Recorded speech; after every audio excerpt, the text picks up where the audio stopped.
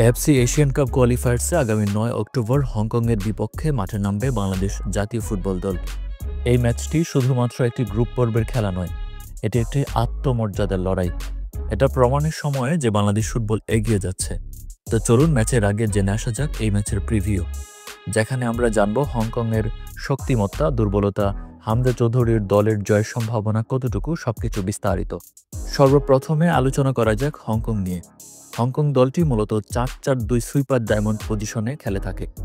হংকংয়ের মূল শক্তির জায়গা তাদের স্কিলফুল ও দ্রুতগতির স্ট্রাইকাররা। ন্যাচারালাইজড এবং বংশোদ্ভূত ফুটবলারদের নিয়ে গড়া অ্যাশলি ওয়েস্টউডের এই দলটা নিজেদের দিনে যে কোনো দলকে চ্যালেঞ্জ ছুড়ে দেওয়ার ক্ষমতা রাখেন।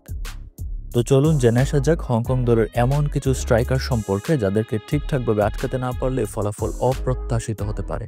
এই তালিকায় প্রথমেই থাকবেন এভারটন কামার্গো। ৩৪ বছর বয়সী সাবেক এই ব্রাজিলিয়ান রাইট উইঙ্গার হংকংয়ের জার্সিতে ১৯ ম্যাচ খেলে ১০ গোল করেছেন। এই কামার্গো হংকং দলের অন্যতম সেরা স্ট্রাইকার, আর তাই তাকে বাংলাদেশের ডিফেন্ডাররা ঠিকঠাকভাবে মার্ক করতে না পারলে গোল হজম করতে হবে বাংলাদেশকে। ম্যাট ওর ২৮ বছর বয়সী বিধ্বংসী সেন্টার ফরওয়ার্ড, গোল করতে বেশ দক্ষ। তাকে স্পেস দিলে মুহূর্তেই বাংলাদেশকে দুঃস্বপ্ন উপহার দিবেন তিনি। এছাড়াও মোহাম্মদ আওয়াল, সিনিচি চান বাংলাদেশ দলের জন্য থ্রেট তৈরি করতে পারেন যে কোনো মুহূর্তে। আলাদা করে নজর রাখতে হতে পারে জুনিনহুর উপরেও। এবার আলোচনা করা যাক বাংলাদেশ দল নিয়ে। এই মুহূর্তে হামজা চৌধুরীকে নিয়ে গড়া দলটি ইতিহাসের অন্যতম সেরা দল। যদিও যথারীতি স্ট্রাইকার সংকটে ঠিকঠাক ফলাফল বের করে যাচ্ছে না ম্যাচের, তাই ভালো খেলে অনেক সময় হারতে হচ্ছে দলকে। এবার চ্যালেঞ্জটা আরেকটু বেশি। কোচ হেভিয়ার কাবরেরোর দল ইতিমধ্যে অনুশীলনে ঘাম জড়াচ্ছে। সাম্প্রতিক সময়ে দলে এসেছে আরও কিছু নতুন মুখ, যার সর্বশেষ সংযোজন জায়ান আহমেদ।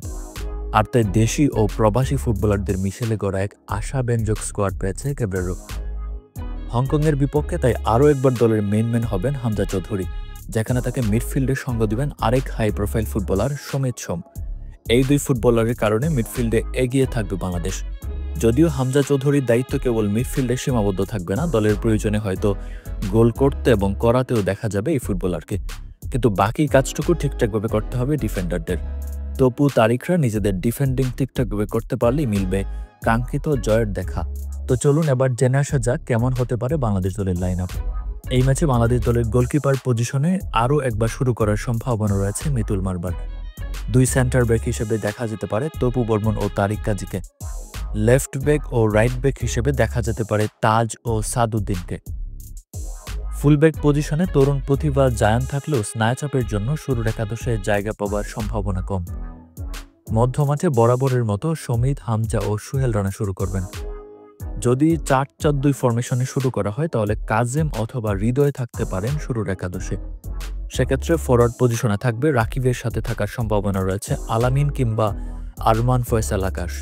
দুই দলের স্কোয়াড বিবেচনা করলে এই ম্যাচে সবকিছু মিলিয়ে এগিয়ে থাকবে হংকং। আর নিজেদের মাঠে খেলা হয় বাংলাদেশও ছেড়ে কথা বলবে না। হংকং নিঃসন্দেহে শক্তিশালী প্রতিপক্ষ। তাদের দলে রয়েছে অভিজ্ঞ মিডফিল্ডার ও গতিময় উইঙ্গাররা, যারা প্রতিটি আক্রমণে বিপদ তৈরি করতে পারে।